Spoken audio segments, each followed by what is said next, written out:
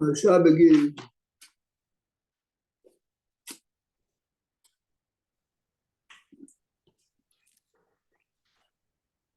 Harry, you wondered yesterday what is Achrit Hayamim. So later, when you have time, look in Micha, Perek Dalet. V'haya b'Achrit Hayamim. Nachon yeh Beit Hashem b'yeh. Right. Nachon yeh Beit Hashem b'Rosh Ha'amim.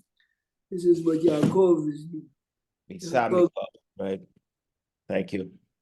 Yeshukah. Thank you, Rabbi Prague. Okay, the Perek, there is an interesting Perek. Yaakov is living in Egypt 17 years. He's reaching 147. He feels that his life is coming to an end. There's a fascinating Da'at Zekanim B'Balei HaTosfot. Yitzchak lived 180. Yaakov is 147. It's 33 years shorter. Yeah.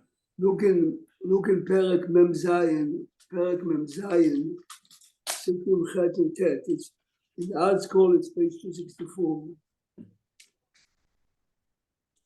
Vayomer Paro Yaakov Kama Yemei Shnei Chayecha.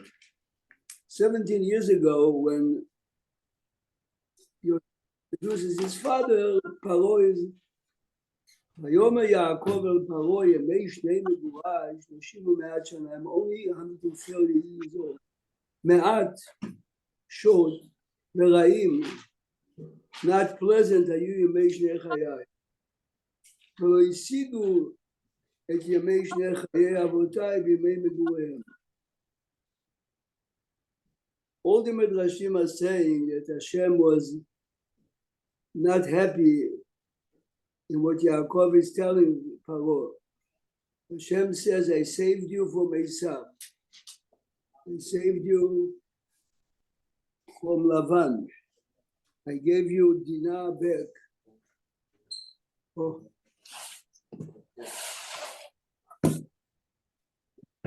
I gave you Dinah back and I saved you. I gave you back. So, how can you say Me'at V'Ra'im? So this is very famous. Listen carefully. If you count, now this is not the type of the way Torah that you say, but the Rishonim said, if you count how many words from Vayomer Paro El Yaakov, I counted last night twice, it's exactly 33, which means because Yaakov, right, is looking on the big picture and he summarizes it in Me'at V'Ra'im, is Hashem says, you'll have it shorter than your... Why the whole pasuk? Why not just what Yaakov answered? So what Giorgio is asking, everyone is asking, look at the psukim, look at the pasuk in 264. The first 8 words in the pasuk is Paro talking to Yaakov. So why is this counted? If there is a remez here somehow, here's the point. Imagine Queen Elizabeth comes to America and the first question the president will ask her, how old are you? No, you know what I mean? But remember, Paro knows that this man is the father of Yaakov. The first question is, says the Ramban, Yaakov externally. He's broadcasting. He's to be summoned. Which means this is what triggered The question itself was why trigger that type of response? Here's the point. Even if you broadcast age and etc., would you ask an old man how old are you? Paro thought he's 200, he's 250. Yeah. Paro thought you probably know generations before. Tell me the history of the world before we knew. But the reason why Paro, what triggered the question was the external. Projected it. Right. So this is why the Vayomer Paro Yaakov, Kama Yemei Shnei Chayecha. I mentioned last night. We're responsible for how we portray ourselves to people. Yeah. Right, which means the Chovot HaLevavot is using the following phrase: Hachasid evlo belibo, tzahalato al panav. Whatever you carry in your heart, you say in your heart. Your face is shining. It's called the between mavil moed. What's that word? Makes it different because אף אחד לא יודע מה שזה. החסיד יבלו בליבו וצהלתו על פניו. In real life, if you know real גדולים, not שולה שלישית, this is life. What I have with me is here, not on my face. Most people don't do that though. Talking about real great people, Right, I'm talking saying- about people who are in control. So I gave them an interesting mashal last night. Shlomo Auerbach was married, I think, 53 or 56 years. His wife died on Shabbat, afternoon.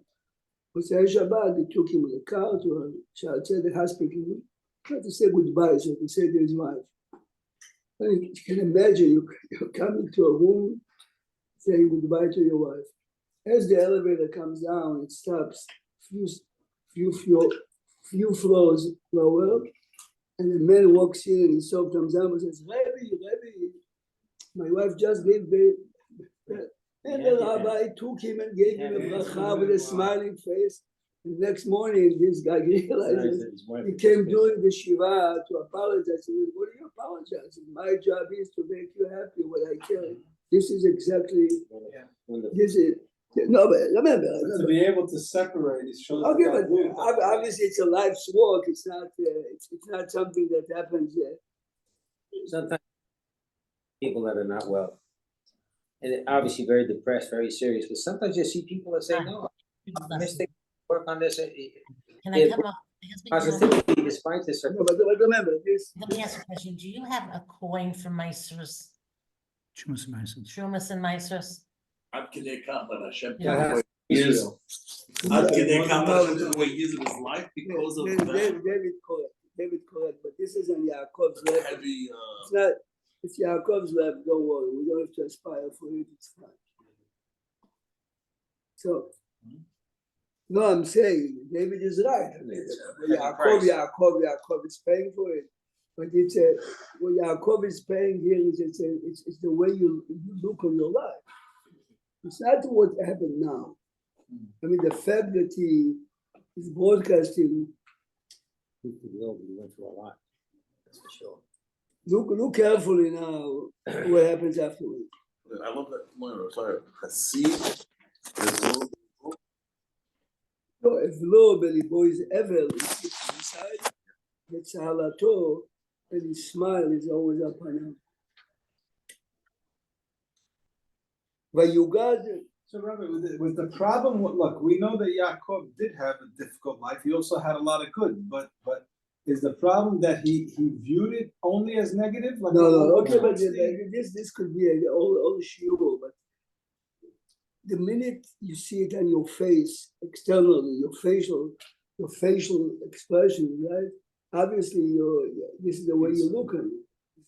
It's not what he says now. What he said to Paro is only an example. You realize here, someone has to tell him your father is sick. This is the proof that Yaakov and Yosef didn't see each other too often. The other pasukim, yes, later, yes.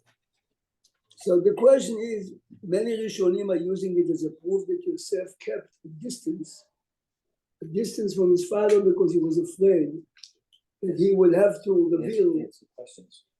Ask him questions. Okay, many Rishonim disagree. Many Rishonim say at the end, of course, you listen to something about Mavhil Moed Moed.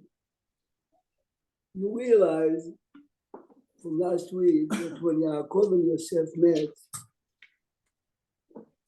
Yosef falls on Yaakov did not. Rashi says it's a Kriyat Shema, he said. But you notice it doesn't say anywhere that Yosef was kissed by his father. I mean, 22 years. Believe it or not.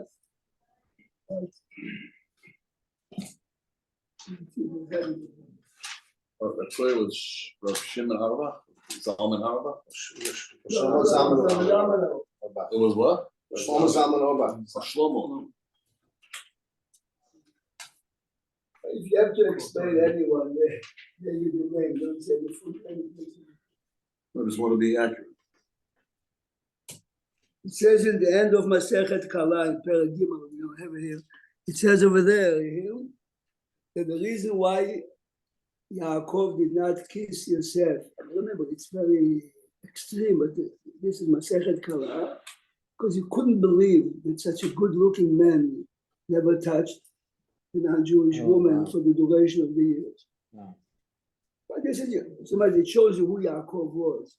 And Yosef knows it, Why shouldn't Yosef tell Daddy, I'm clean. I'm clean as clean a person can be? Which means he was so sensitive for the future of his brother that he's willing to let his father think all his life, 23 years, 17 years, that he kissed a Jewish woman, yes? If he would have told him the story, everything would be fine, yes? He came, I said, in jail, she started with me. I came out and I married her. What does that have to do with the brothers?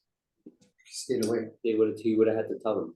Because if he's having a private talk, and let me tell you really what happened, he has to reveal what they did to him. This is how he ended up in Israel. He thought, he's an abbot, someone kidnapped him, someone sold him to Egypt. I mean, if you take this positionism of him to think how sensitive he was to the feelings of his brothers, no, but it's extremely important. So, Rabbi, what did Yaakov think? How did he get to Mitzrayim? What did he really think? How did Yosef get to Mitzrayim? It's speculated. Might have They been said kidnapped. Someone kidnapped him. He's a good-looking man. Years. Sold him to Egypt. Son after Sold 20 him years. to Egypt. And he made his way No, to but success. this explains, if you carefully read between the lines, he doesn't say they ever met privately. But can you imagine, Vayugad Yaakov, Vayugad Yosef, and Avicha Choleh. Wouldn't you go say good morning to your father every morning? Let's drink coffee together. He never went by himself. Every time he went,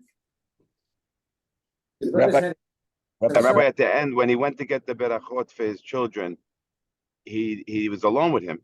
But he never, at that point, it was just the two children. Rabbi, he took it from Menashe. And if you want to understand, the strongest proof for that is 17 years later, the end of the parasha, look a second in 286, the end of the parasha. Interesting that the number 17 pops up twice with the story of Yaakov and Yosef. Also, in Pasuk Lamed Rabbi Prague, what is Rashi saying by Yishtachu Yisrael? What's the first shot of Rashi? I didn't. Yishtachu Yisrael al Rosh Hamita. Rashi says, "Ta'ala be'itna sagid rei." My son is a king, and the Gemara says in Kiddushin that even though a son, an older father like Yaakov, doesn't have to show respect to his son who is a political. Rashi says no. Yaakov says he's a king. I have to show him respect. And if you the example of Rashi is using Eliyahu after the victory in Har Carmel. But Eliyahu is running in front of Achav. Achav was a Rasha at the time. So my question is that seem to be because in the original Chalom of Yosef, his parents are someone's going to bow down to him. Do you think this is Rashi saying? Interesting. What he says, he says this part of the dream Come true. was not fulfilled yet openly. Because when they met for the first time, it doesn't say that Yaakov was bowing. When in the dream, he did see, this should be written somewhere. It's a manyan mode. No, because about it, no one likes to say that the father's going to bow down to the son. So Rashi is forced to say that. I know, Rashi, but remember, Not enough forced. She speaks in a different way. Why does Rashi going that direction? Something's bothering Rashi so that he brings that. Someone's bowing. So what? But you're right. The Gemara says in Kiddushin, I mean, there are many stories and I met great people, not from our cute life. 700 years ago, the Marami Rutenberg, when he became Gaon, he moved away from his father's presence because he was afraid there were too many conflicts. He is now a man, everyone has to, you have to be very careful. if you look a second at the end of the parasha, after Yaakov died, ויראו אחי יוסף כי מת אביהם ויאמרו לו יסתמנו יוסף. Now Yosef is going to take revenge. For 17 years he didn't do anything to you. The answer is they realize how much Yosef really suffered. And they cannot believe That he wouldn't. that he really forgave them completely. Yeah. But in order for respect to his father, he didn't do anything. Now, I have to wait till the mother dies. so listen to something fascinating. Look a second to 280, look at 286, in Pasuk Tetvav. ויראו אחי יוסף, כי מה זה ויראו? Everyone, מה זה ויראו? They realize. The Gemara tells us that on the way back from the funeral, Yosef made a detour to the pit where he was thrown in. Wow. Wait. But this is the halacha. The halacha is that you have to say Baruch Shasar Ves Hamakom Hazeh. Why are they suspecting he's doing something that's halachically correct? They think if Yosef really forgave us, he would have forgotten this. Because 17 years later, I forgot it's much more for him. For him, it's much more. It's 17. Plus. Oh, for him, it's 17. He was 30 when he becomes the plus day. He was 17 when he was sold. 30, 34. 17, 12 years. 12 years. How does he remember it? 35. This is what makes them so afraid. Now look a second. Everyone knows that Rabbeinu Bachye says here. He says, yeah, Yosef is making them feel great. But everyone knows Rabbeinu Bachye says, but the magic word he didn't say. He didn't say, I forgive you. I mean, this is very famous. The question is, why not? So I'll give you just a short story to understand what commentators say. The Netziv was the Rosh Yeshiva of Volozhin. His son was Reb Chaim Berlin. He was the chief rabbi of Moscow. The Netziv wanted very much that his son should take his position, and he brought him to the yeshiva. But as always, you know, some of the older boys, many felt that he's whatever, he's not fit, and they really physically blocked the doorway. Public. Years later, one of these obnoxious young men, is always in every community, wrote to the Netziv, wrote to Reb Chaim Berlin, I was one of those. I suffer all my life. I'm sure that this is possible. the reason. Can you please forgive me? He says, I forgave you already when you did it. But my father was the Rosh Yeshiva. The embarrassment of my father, I can never ever forgive. Oh, What you suffer is not me, it's my father. Scary. The commentators say, Yosef says to them personally, Okay. it's fine. It's all But the Chilul Hashem brothers, sold the brothers, message that, and this, so they say that the reason why Yosef cannot say fully I forgive is my personal kavod, I can do it. But beyond that. But the big picture, I can't. what you did to Abba, what you did. Or the reputation of the family as well. This is how they explain, because Rabbi Bachye teaches us. Remember, every time you really go to someone, forgive me, don't say, okay, forget about this. Did you say, Don't forget, say, I forgive you, yes?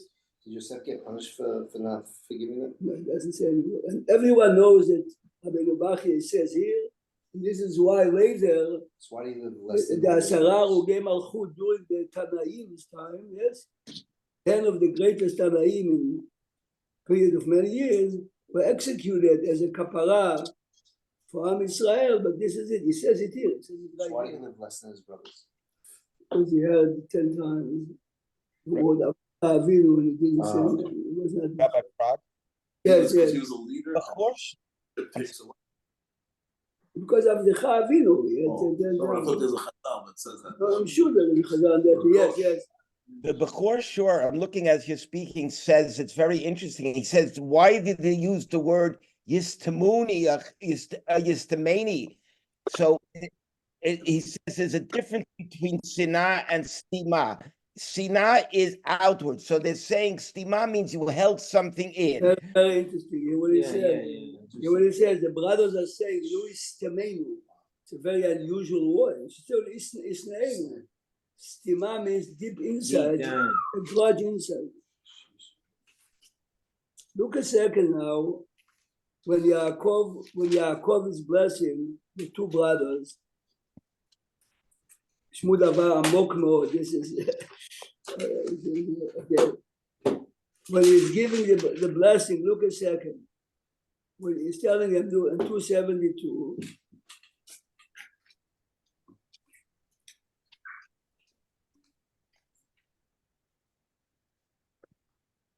Everyone knows, yes, he's putting his right hand on Ephraim on the left, and Yosef is trying to, he's trying to interfere, and Yaakov is saying, I know what I'm doing, fine. How did a lot of interpretation. Why didn't Yosef do it before? Look a second. When the first time, yes, when he takes him the first time, yes, look a second on page 270, Perek Memchet. Listen to something amok מאוד of the Rav of Briz.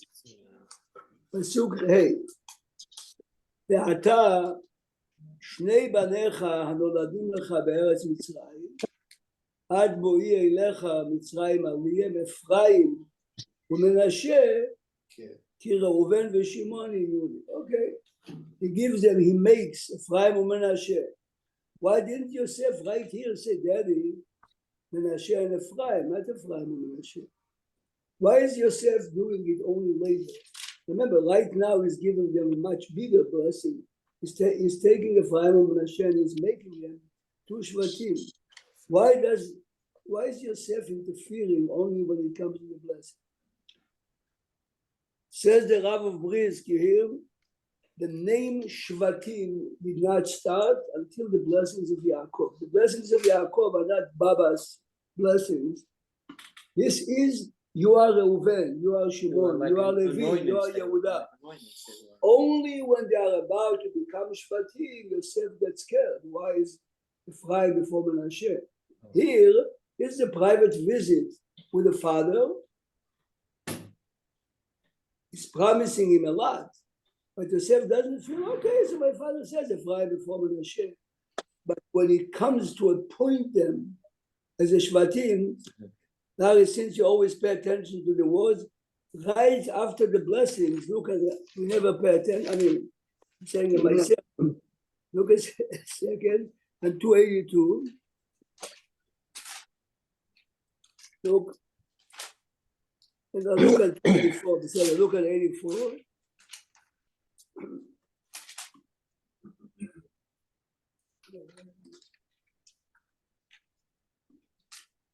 I'm sorry, the 282 I was right.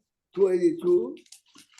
וזאת אשר דיבר להם אביהם ויברך אותם איש כברכתו.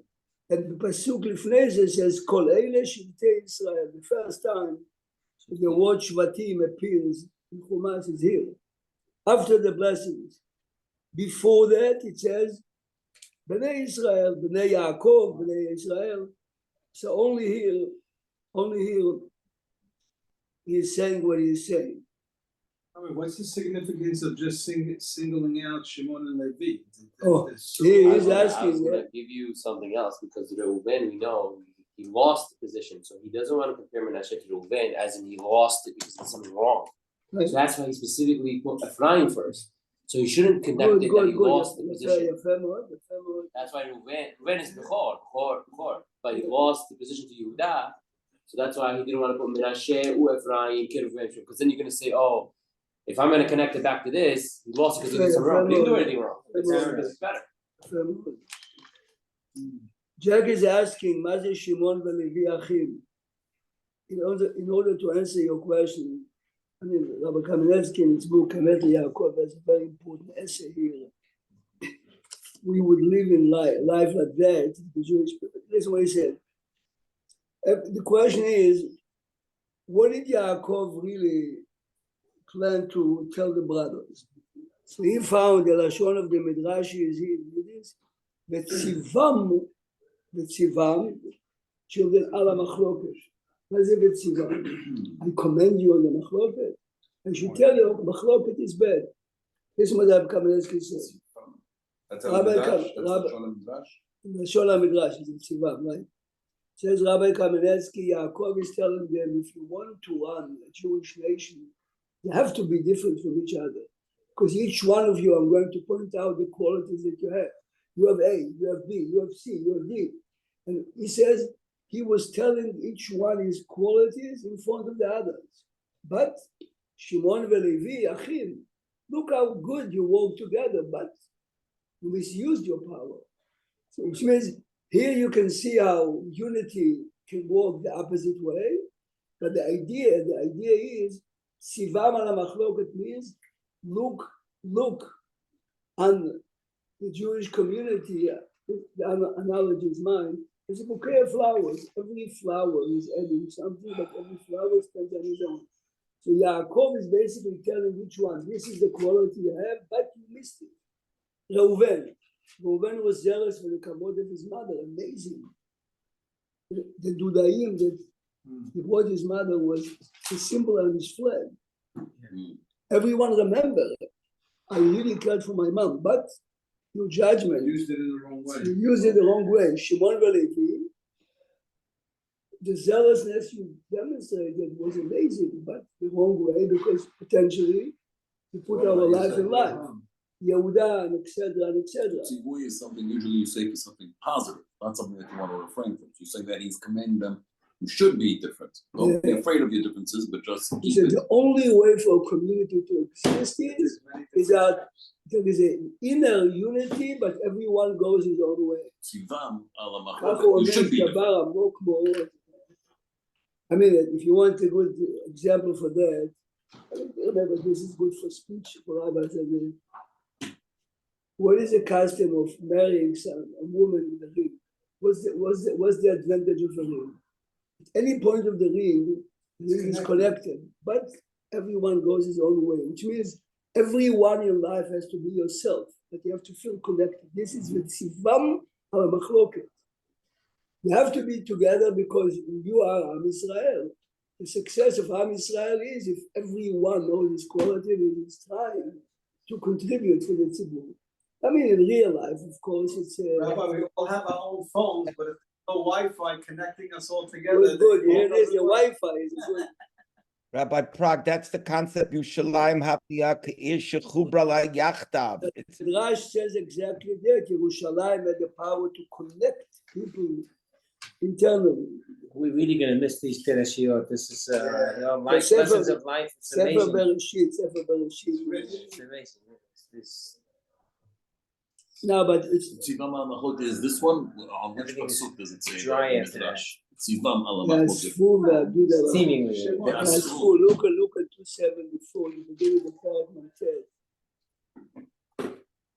ויאמר אאספו ואגיד עליכם את אשר יקרה אתכם באחרית הימים. Yaakov really wanted to reveal to them אחרית הימים. Then he repeats, "Hikavtzu v'shimu b'nei Yaakov." Assemble or come together. It's a repetitive. What did he want to tell them? So one opinion is Tzivam ala machloket, but normally he wanted to tell them either Milchemet Gog uMagog Lari, which is expressed in Sefer Yechezkel in very vivid colors, or Bet HaMikdash. And so Hashem took away his vision of power to say. But says the Damascus Eliezer, but the lesson is teaching them, if you want to be zocheh to Bet HaMikdash or to survive the end of days, which is expressed in Yechezkel by Gog uMagog, it's only by Asfu and Ikavtzu. It's the same word Torah as before. If you are assembled, if you are together, if you add what Rabbi Kamenetsky says, that everyone has his uniqueness, This is what is going to prepare you in the future. The question is, why did I, remember, the Pasuk says that he wanted to tell them, why did Hashem take it away? So it's fascinating what the commentators say. One says, yes, go ahead. I'm gonna ask you, why did, I mean, I understand Reuven's sin with the Tzui Allah. How come at this point in our story, there's a change of the whole structure of the family from Reuven to Yehuda? I mean, Yehuda was a tzaddik, great, all right, but he also says they both say, exactly, remember, this is on the deathbed of Yaakov. This is exactly what he says. Reuven, a lot of rewards were waiting for you. Avodah bebet hamikdash, Krishnaim, you blew it. This is what he said, but this is exactly, remember, he wants everyone to realize Reuven had it. The reason why he lost it is because of so. Why did it go to Yehuda? Right. No, but it's not Yehuda. It's not Yehuda. It's really part went to Levi, part into Yehuda because Yehuda position that everyone was afraid to take.